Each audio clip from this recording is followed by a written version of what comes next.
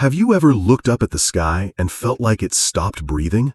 Not during a beautiful sunset or before a thunderstorm, but in that strange, unsettling moment when everything seems to pause, as if someone pulled the plug on the operating system of the universe.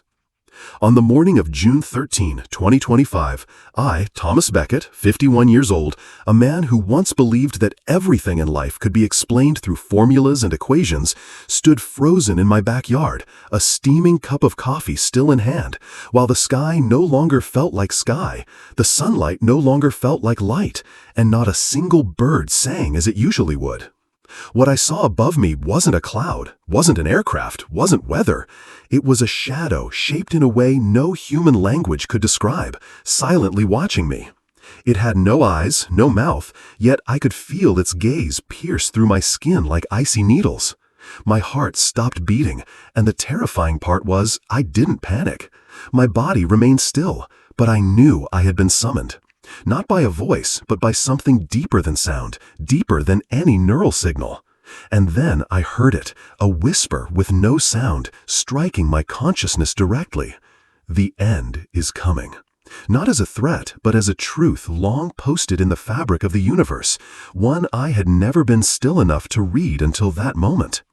You might think I was hallucinating, dreaming, or under the influence of too many science fiction movies, but I've spent my entire life denying superstition and chasing logic. I was a systems engineer who worked for NASA. I helped design satellite navigation algorithms. I once believed in the absolute precision of time itself, until the day time refused to exist before me. The question is, why would someone like me, grounded in reason, trained in science, allergic to mysticism, be chosen to witness this? And what exactly happened the moment my heart stopped beating? But that was only the beginning. What awaited me beyond this reality was stranger than any equation I had ever studied. And the question that haunts me to this day is not, what did I see, but why was I allowed to return? My name is Thomas Beckett. I'm 51 years old. I spent more than 2 decades of my life in the sterile white rooms of NASA, where every question demanded an answer in the form of numbers, logic systems, or replicable models. I never believed in destiny, much less in what people call signs from the heavens. I believed in technology, in order, in orbital cycles that, if off by even a microsecond, could knock a satellite off its path. My world was one of precision, of absolute measurements. My mind was programmed like a machine, trained to reject anything irrational. I live in a vintage home on the outskirts of Colorado with my son after losing my wife to cancer 3 years ago. I used to think I was strong, in control of my emotions, until I stood silently in that sterile hospital room, watching the only woman I had ever loved slowly slip away. Even then, I refused religious comfort. I had no patience for vague phrases like, everything happens for a reason, or God has a plan for us all. To me, there was no plan, only margins of error and probability. And I did everything within my power to keep those errors from creeping into my personal life. That morning was just like any other. I woke up at exactly 5:30, brewed my black coffee with no sugar and no cream, checked my heart rate on a digital monitor, and stepped onto the porch to observe the outdoor temperature. I believed I was still in control, just like every other day. There were no warning signs, no chest pain, no dizziness, no strange dreams. Everything was normal, until that normal was shattered in a silence so unnatural it sent chills down my spine. In that moment, as I looked up and no longer saw the sky as I once knew it, I realized something more terrifying than death itself: meaninglessness. Everything I had trusted, every piece of evidence I had ever clung to reject the idea of the divine, failed to explain the presence of that silent, watching shadow. I am the last person you would expect to tell a near-death story, and perhaps that's exactly why I have to tell it. I'm not sharing this for you to believe. I'm sharing it because I have no other choice. Once you've seen what lies beyond the final threshold, you cannot return and live as if you haven't. You have to speak. Even if no one listens, you still have to speak. I don't know the exact moment my heart stopped beating, but I remember with perfect clarity the first second I realized I was no longer here. And the first thing I saw wasn't light. It was darker than darkness and more alive than light itself. It all started with silence. Not the kind you feel when you're alone, but a heavy, suffocating silence that pressed against my chest like an invisible block of concrete. The coffee machine still hummed faintly inside the kitchen, but outside, there was not a single sound. No birds, no wind, not even the breathing of space itself. I stood on the porch, warm coffee in hand, and realized something my mind couldn't compute in time.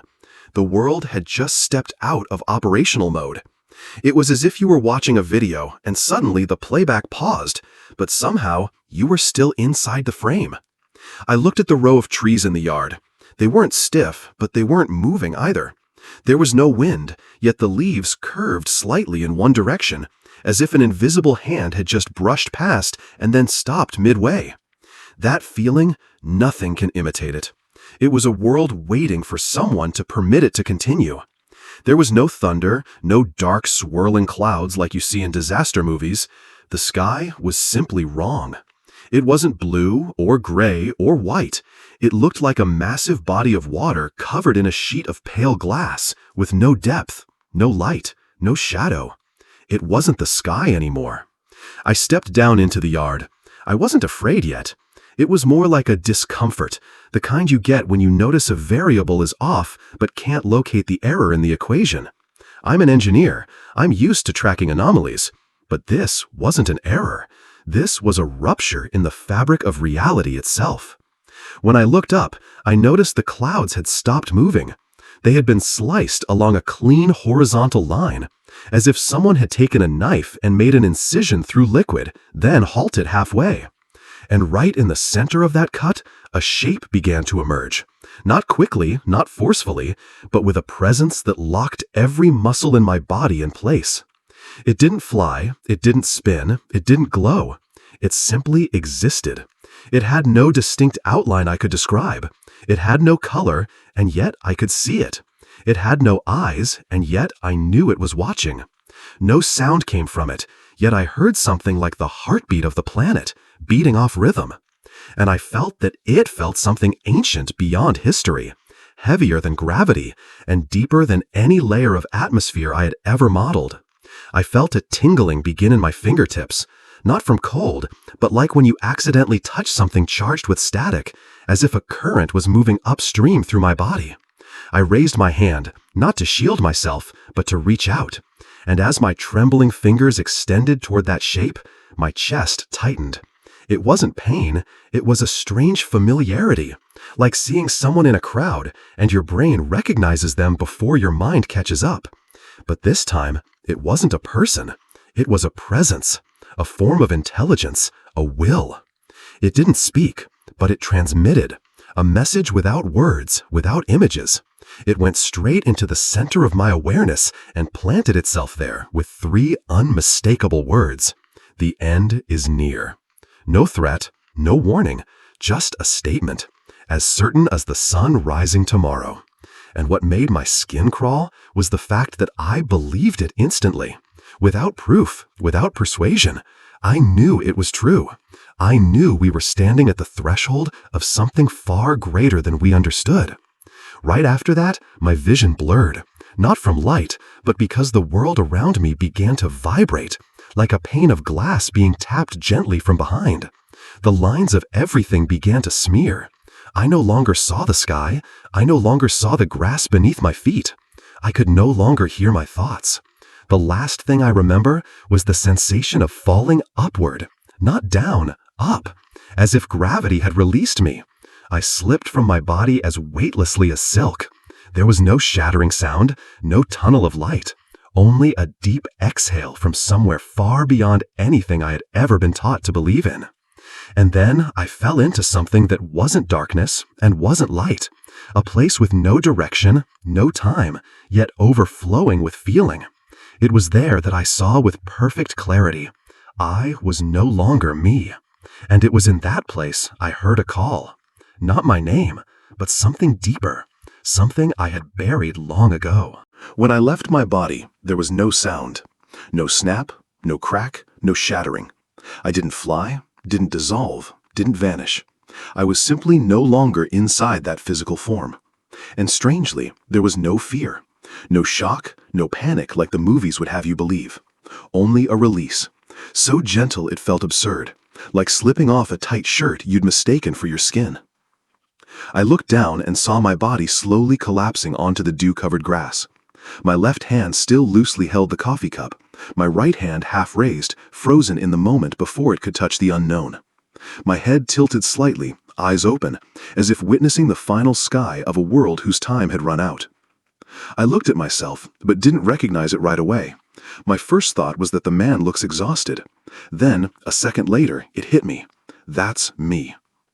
What stunned me wasn't the body itself, but the absence of emotion.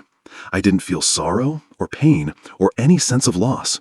There was no grief in the separation, only a quiet detachment, as if the mechanical shell had simply been peeled away from the essence. And then I realized I wasn't floating. I wasn't hovering or drifting. I belonged to something else now. I was wrapped in a kind of soft, invisible space that I could feel but not see. It had no color, yet I perceived it. No shape, yet I sensed its embrace. No rhythm, yet I knew it was pulsing, as if I had stepped into the heartbeat of some vast and living being. There was no sky around me, no ground beneath, no way to define up or down, no left, no right, no near, no far.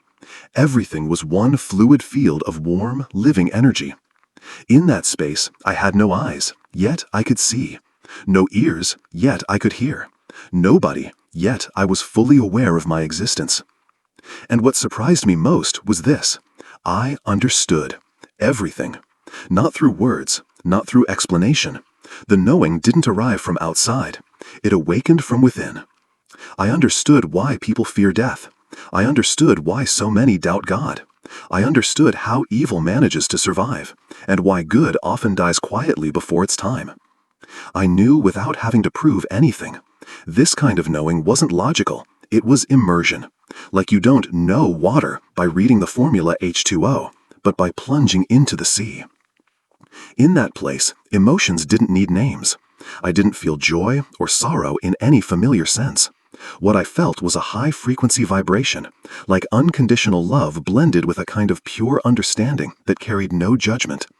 It was a spiritual light, penetrating yet gentle. And within that field of energy, I began to see forms. Not clearly defined, human-like, but not entirely human. They didn't speak, yet I heard them perfectly. They didn't look at me, yet I knew they were in direct contact with my soul. They weren't there to guide me. They were simply present, as if they had always been there, waiting. There was no reproach, no urgency, only a quiet presence filled with love. I didn't know who they were, but it felt like being reunited with loved ones whose names I had never known. Then a path appeared before me. Not a path in the literal sense, not light either. It was a stream of gently vibrating energy. It wasn't straight, it wasn't curved, it wasn't winding. It was flexible, like thought. I didn't walk on it with my feet. I moved with intention. Each time I made a decision, the path extended. With every emotion I released, the path shifted its color, its rhythm, as if it were woven from the fabric of my inner world. I passed through spaces that felt like memories, but they weren't mine alone. They were unfamiliar yet strangely recognizable faces. Eyes that had briefly crossed mine at train stations, supermarkets, maybe even through a rearview mirror on the highway. And now every single glance carried weight, resonance, as if the smallest interactions of my life had been recorded and were now replaying in emotional 8K. I began to understand. No action is meaningless. No presence is wasted. Every moment leaves an imprint, even if you don't see it at the time. Every smile, every sigh, every quiet glance, they are real vibration in the universe. And just as I began to dissolve into that state, into a space where the line between self and everything else no longer existed, a new vibration rippled through the field. It wasn't forceful, it wasn't jarring, but it had gravity, like a great drumbeat striking the foundation of space-time from some distant realm. I felt it reach into the center of my soul, a calling, not by name, but by frequency. I didn't understand it with my mind. I felt it with my soul. Something was incomplete. Something needed to be seen. Not for me to know, but for me to bring back. And just as I was preparing to melt into that perfect peace, A sound rose, not through my ears, but from the deepest part of who I am. It said, "Not yet. We are not finished. There is one last thing you must witness." And what I was about to see next was not heaven. It was a message for all of humanity. I thought the place I was dissolving into was the destination. That was the final point where the soul returns to its original essence. But just as everything began to melt into completion, a point of compression appeared within the void. It wasn't a shape. It wasn't light. It was a concentrated field of energy with intention, with direction, and more than anything else, with intelligence. It didn't move toward me. I wasn't pulled toward it. We weren't in motion, yet we were drawing closer. It felt as if my consciousness was being tuned, as if the frequency of who I was syncing with that presence. And the moment I merged into its wavelength, I instantly understood this was no stranger. It had always been within me. And at the same time, it surrounded me. It didn't call my name. It didn't appear in any human form, but I knew it knew everything about me. I didn't see eyes, yet I felt the gaze of 1,000,000 eyes scanning the entire history of my soul, not to judge, but to understand. Every thought I had ever formed, every action I had taken, every fear I had buried too deep to speak aloud, it all rested calmly within its awareness, as if I had never truly been hidden. Then a form of language beyond language began to emerge, not spoken, but unveiled through sensation, as though each of its thoughts became an experience, translating into image, tone, temperature, memory, and I heard it with every part of my soul. It didn't say much, but what it said I will never forget. The end is not an ending. It is a reconfiguration. Reality is shifting. Humanity has reached the threshold, and you, like all who have lived in denial, will become a witness. I didn't ask questions. I didn't resist. For the first time in my life, I needed no evidence, because truth doesn't need to be proven. It only needs to be felt. I didn't yet know what reality is shifting truly meant, but I saw flashes and fragments of understanding, a timeline folding in on itself. Cities are disappearing, not through war, but through forgetting. People flee the light because light exposes the truth. I saw children sitting silently in front of screens, no longer dreaming. I saw adults speaking in robotic tones, their eyes dim and hollow. I saw the earth more beautiful than ever before, but no one had the soul left to hear the sound of trees growing. And I understood, humanity is not threatened by physical destruction, but by spiritual erosion. We are not undone by fire or ice, but by forgetting who we are. Then, once more, the message came through, this time stronger, fuller, undeniable. The world does not end, but it will no longer be the same. Those who remain awake will live. Those blind in spirit will exist only as silent memories. I didn't feel fear. I felt sorrow. A sorrow without name, without reason, but deep as some ancient ocean. Because I realized we weren't forced to forget our souls. We chose to leave them, piece by piece, moment by moment, generation after generation. But then a soft light appeared, not blinding, not radiant, just warm, like a mother's embrace from some distant childhood. I saw souls beginning to awaken. They were small, but the light within them carried momentum. One person meditating in the center of a broken city. A child closes her eyes, whispering a prayer no one ever taught her. A man lowering his weapon, looking up at the sun with tears in his eyes. And I understood, there is still hope. There is still a chance. And I, Thomas Beckett, a man who once believed that only logic could define truth, had been shown this, so I could bring it back. Not to convince, not to preach, but to bear witness for a world that is forgetting where the real light lives. And as the final message was etched into my soul, not in words, but as a total knowing, I knew I could not stay. I had no choice. I had to return. But before I was sent back, they showed me one last thing, a memory that wasn't mine. And within that memory was a truth that, if spoken, would change the way you see everything you ever thought was real. I stood before a memory that wasn't mine, yet it felt so familiar that it sent a chill down me. It didn't play like a film, but unfolded as if I were reliving that moment with every sense of my soul. In that memory, I was a child, but not Thomas Beckett. The body was smaller, the hair a different color, and the language in my mind was not English. I stood in the middle of an ancient square, clutching a hardened piece of bread, staring up at a towering stone statue. In that gaze was a nameless sorrow, a question that had never been answered. How did we forget how to look at one another with compassion? I wasn't an observer of that memory. I was inside it. I could feel the cold ground under my bare feet, the dust clinging to my skin, the faint scent of burning wood drifting through the air. I heard the voices of adults murmuring nearby, whispers of war, of loss, of faith that had died. I knew exactly what I was witnessing, an old era, a collective memory, a chapter of human history I had never studied, yet it came alive within me as if it were happening now. And I realized it wasn't just a memory, it was a reminder. That was once we had the chance. Once we knew kindness, but we were the ones who turned away. After that, I was taken through a sequence of states, like layers of the soul stacked upon one another. In each layer, I saw a different version of humanity. In one, they lived in light, in love, in connection. In another, they fled from the light, built walls, created divisions, and made rules to hide their fear. I didn't see God, but I saw what was sacred. A mother giving up her meal for her child, a stranger pulling over in a storm to help someone they didn't know, a young boy lighting a candle in a darkened home after the hurricane passed. Small things, like grains of sand, and yet they were the pillars holding the soul of the world together. I began to cry not with tears, but with a feeling too immense for the body to contain, because I realized those seemingly insignificant actions were the very thread keeping humanity tethered between darkness and light. And then I was shown something that wasn't a picture, wasn't a sound, but a pure concept: forgiveness. Forgiveness is not the erasure of wrongdoing. It is the end of self-condemnation. It doesn't change the past, but it opens a door to the future.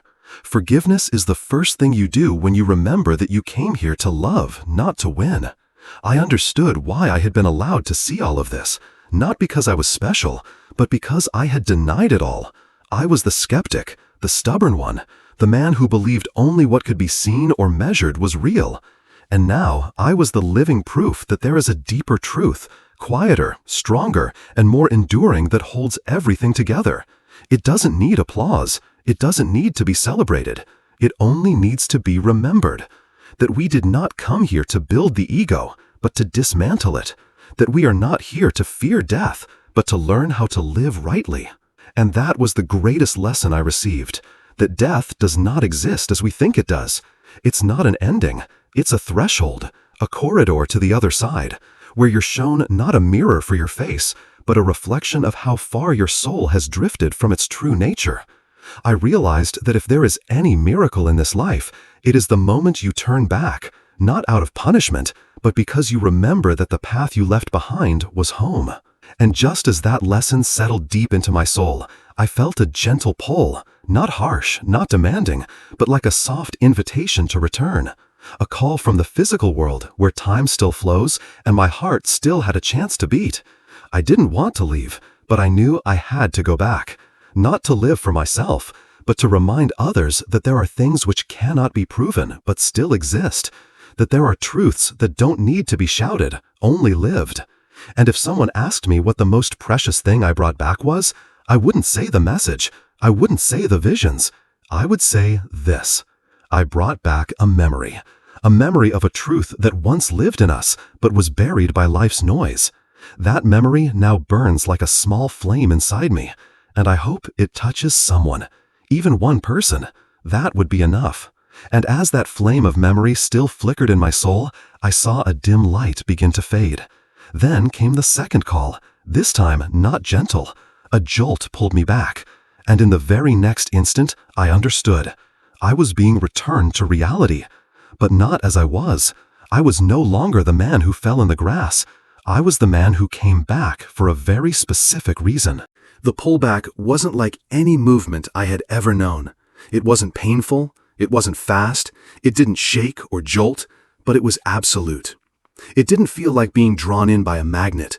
It felt like a command that could not be refused. As if my soul had just received an unspoken decree. The time has come. And the moment that awareness struck, everything began to contract.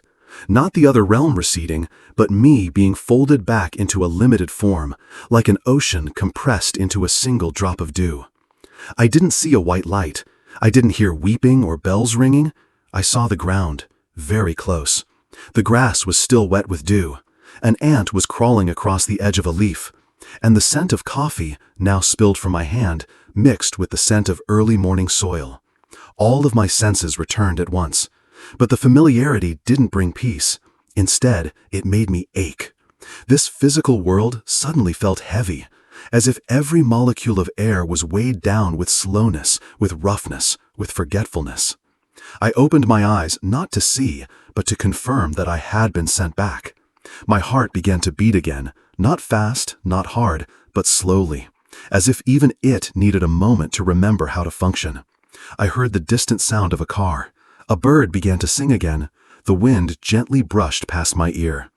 Everything appeared exactly as it was, but I was not. I tried to sit up. My head was still spinning slightly. But my soul had never been clearer.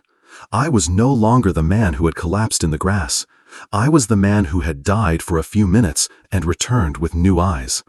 I saw things I had once ignored. Sunlight was no longer just light. It was life. Sound wasn't merely vibration, it was memory.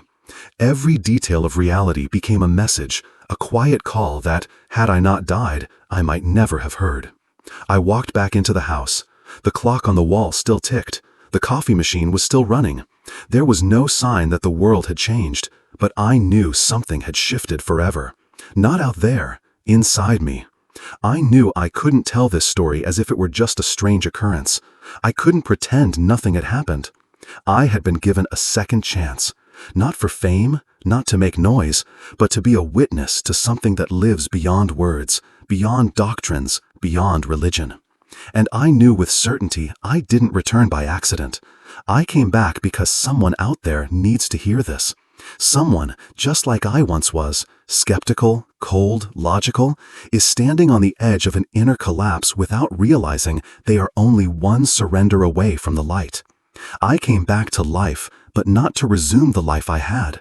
I was entrusted with a message, not from any one being, but from the very essence of life itself. And in the final part, I will tell you the one thing that haunts me most. It wasn't what I saw when I died. It was what I saw when I realized how many people are still alive, but have been living as if they died long ago. Do you remember how I began this story with a question? I asked if you had ever looked up at the sky and felt like it had stopped breathing.